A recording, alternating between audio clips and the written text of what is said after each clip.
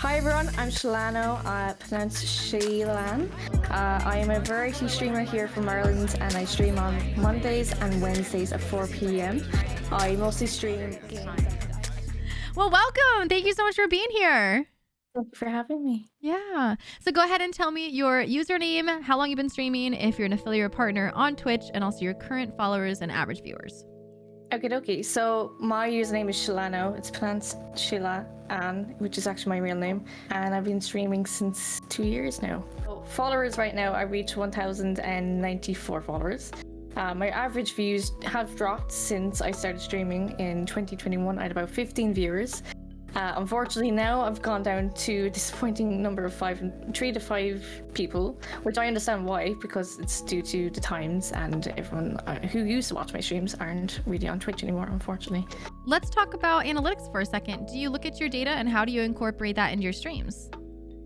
So I always check the stream analytics afterwards, every stream, to see who's actually in the stream, what suits me in them. So most of the time I tweet beforehand saying I'm going live, same with Discord.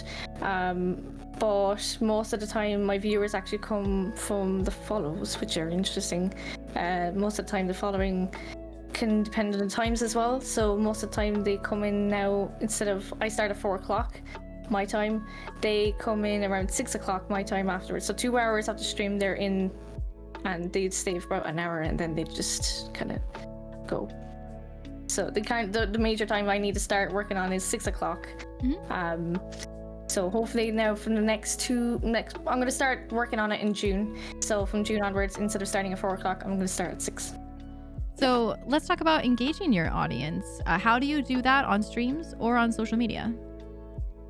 So, most of the time Discord people are on at different times. Mostly they're on in the mornings and they're in the evenings. So there's no one usually in streams like Discord's midday. So it's always 7 o'clock to 10 o'clock and then 4 o'clock to 7 o'clock, which is it's very specific, but that's the time they're always in.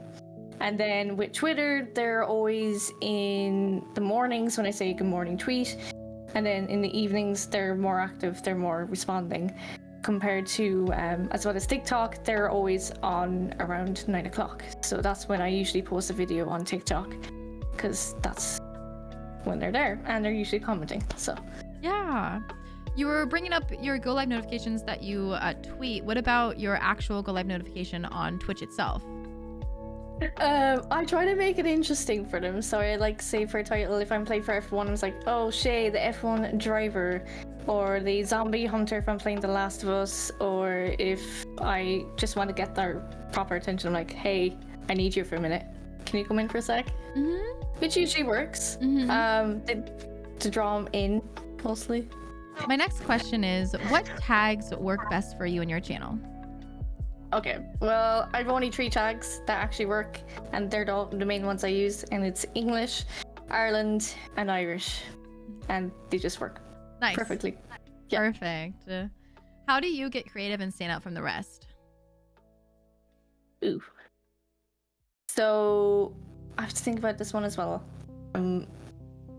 I don't tend to play games that are trended. I'm always a bit behind, because when I started gaming, I've only started 2 years ago properly. I never had a game console when I was growing up or anything like that. My parents didn't allow me. I had to be outside. So I'm a bit behind compared to everyone else. I'm currently playing The Last of Us now, and it's been out for so long. Mm-hmm. Same with the Star Wars Jedi. I'm only playing that now. I just finished Red Dead Redemption 2, so I'm just playing games that I'm enjoying, that I want to make content with, and usually it works. Especially even Phasmophobia. I'm terrified of horror games. So how do you introduce yourselves to other content creators? Ooh. Usually I'm watching them and then I keep an eye on their socials. I'll reply back to their tweets and then they eventually know who I am, and then if I like the person, I tend to DM them. I've actually met a few of them in person now, and they're honestly really nice people. Especially the Irish content creators. I went to an event last year and met a lot of Irish content creators, who we all never met each other. It was everyone's first time because, you know, during COVID you could really meet. So usually it's that way. I just reach out that way. But think back when you started being a little bit more consistent with streaming to where you are right now. Is there anything that kind of changed and really like, wow, that really helped? I think then there was a lot more people able to watch.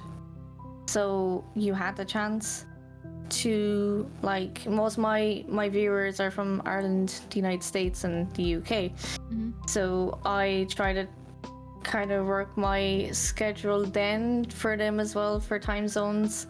Precisely, like, in, I don't know what's the time zone in Idaho, but one of my moderators is from Idaho, so I had to be consistent for him as well. But I think, yeah, the consistency, like, then and now, it's so much different because COVID's kind of, unfortunately, like, it was a bubble and now everything's back to normal. It's just gone and no one's really, like, the viewership has gone down a lot, but I'm okay with that. I'm happy with whoever comes into my stream no matter what. So yeah. Well, that was my last question. Do you have any final thoughts, or are you feeling pretty good? I'm feeling okay.